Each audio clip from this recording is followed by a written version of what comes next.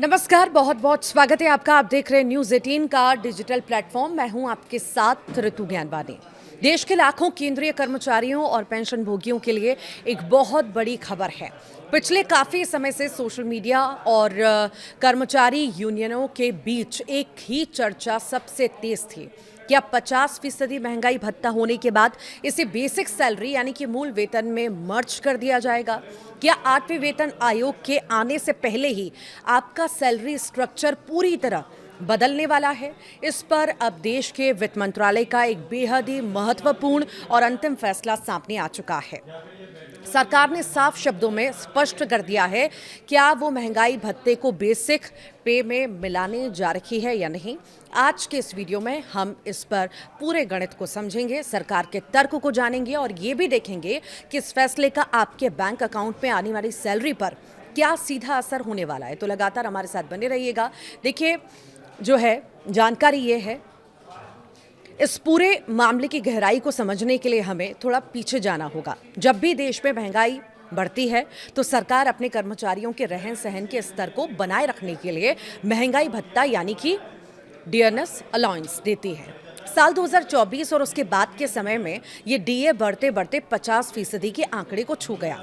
अब नियम और पुराने वेतन आयोगों के इतिहास को देखें तो जब भी महंगाई भत्ता 50% तक पहुंचता था तो उसे मूल वेतन यानी बेसिक पे में जोड़ दिया जाता था। इसे ही तकनीकी भाषा में डीए मर्जर या डीए का विलय कहा जाता है। कर्मचारी संगठनों और यूनियनों का तर्क था कि चूंकि महंगाई रिकॉर्ड स्तर पर है, इसीलिए 50% होते ही इसे तुरंत जो है बेसिक सैलरी का हिस्सा बना देना चाहिए। इससे कर्मचारियों का प्रोविडेंट फंड, ग्रेच्युटी और बाकी भत्ते अपने आप बढ़ जाते हैं। और इसी मांग को लेकर कई हफ्तों से वित्त मंत्रालय को ज्ञापन सौंपे जा रहे थे, लेकिन अब इस पूरी बहस पर पूरी तरह से विराम लग चुका है।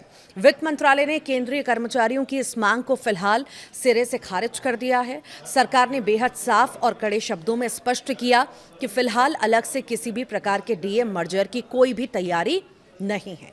यानी जो कयास लगाए जा रहे थे कि एक नोटिफिकेशन जारी होगा और आपकी बेसिक पे बढ़ जाएगी, ऐसा कुछ भी नहीं होने जा रहा।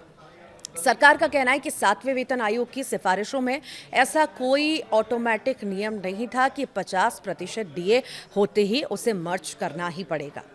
सरकार के इस आधिकारिक बयान ने उन लाखों कर्मचारियों को बड़ा झटका दिया है जो इस महीने से अपनी सैलरी में एक बड़े बम्पर उछाल की उम्मीद लगाए बैठे थे। अब सवाल ये उठता है कि सरकार ने ऐसा फैसला क्यों लिया और इसके पीछे पूरी तरह से आर्थिक समीकरण काम कर रहे हैं। अगर सरकार 50% महंगाई भत्ते को बेसिक पे में मर्ज कर देती तो सरकार के खजाने पर अचानक से अरबों खरबों रुपयों का अतिरिक्त बोझ आ जाता। जब बेसिक पे बढ़ती है तो केवल टेक होम सैलरी नहीं बढ़ती बल्कि कर्मचारियों का पीएफ कंट्रीब्यूशन बढ़ जाता है, जिसमें सरकार को भी अपना हिस्सा बढ़ाना पड़ता है।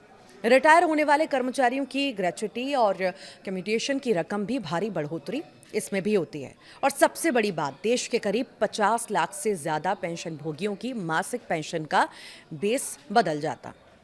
मौजूदा वैश्विक आर्थिक परिस्थितियों और देश के बजटीय घाटों को संतुलित रखने के लिए वित्त मंत्रालय ने इस अतिरिक्त वित्तीय बोझ को उठाने से साफ इनकार कर दिया है। सरकार का मानना है कि महंगाई भत्ता समय समय पर बढ़ाया ही जा रहा है और इसीलिए अलग से मर्जर की कोई भी तार्किक जरूरत नहीं है। इस खबर का एक और महत्वपूर्ण पहलू है जो सीधे जुड़ा है 8वें वेतन आयोग से। आमतौर पर हर 10 साल में एक नया वेतन आयोग आता है। 7वां वेतन आयोग 2016 में लागू हुआ था और नियमों के मुताबिक 8वें वेतन आयोग को लेकर चर्चाएं अब बेहद तेज हैं।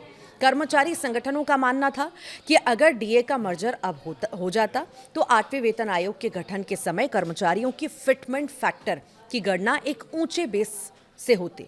लेकिन अब जब सरकार ने कह दिया कि कोई अलग से मर्जर नहीं होगा तो इसका सीधा मतलब है कि अब सैलरी स्ट्रक्चर में जो भी बड़ा बदलाव होगा वो सीधे 8वें वेतन आयोग के जरिए ही होगा। सरकार अब बीच में कोई शॉर्टकट या तदर्थ फैसला जो है लेने के मूड में बिल्कुल भी नजर नहीं आ रही। यानी कर्मचारियों को अब अपनी बेसिक सैलरी को रिवाइज करवाने के लिए नए वेतन आयोग की सिफारिशों का ही इंतजार करना होगा।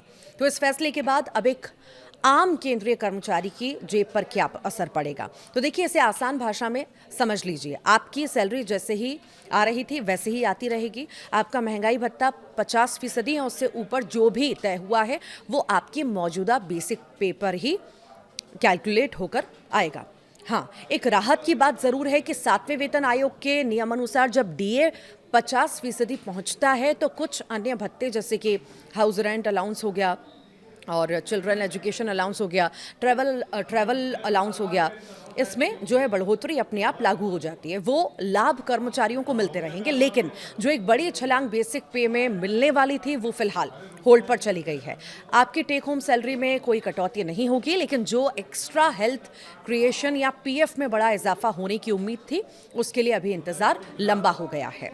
संक्षिप्त में कहें तो वित्त मंत्रालय ने साफ कर दिया कि वो देश की वित्तीय स्थिति को ध्यान में रखकर कदम उठा रहा है और किसी भी लोक लुभावन दबाव में आकर डीए मर्जर का फैसला नहीं लिया जाएगा।